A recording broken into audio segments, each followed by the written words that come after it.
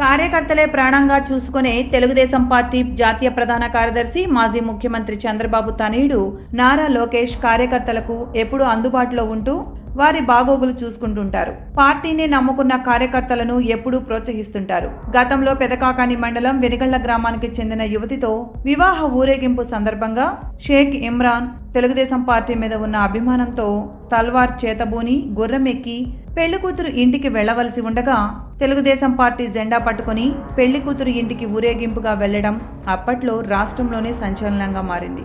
ఇమ్రాన్ కు పార్టీ పట్ల ఉన్న అభిమానం చూసిన కొందరు తర్వాతి కాలంలో తల్వార్ కి బదులు తెలుగుదేశం పార్టీ జెండాను చేతబూని పెళ్లి మండపాలకు చేరుకునే విధంగా ట్రెండ్ సెట్ చేశారు.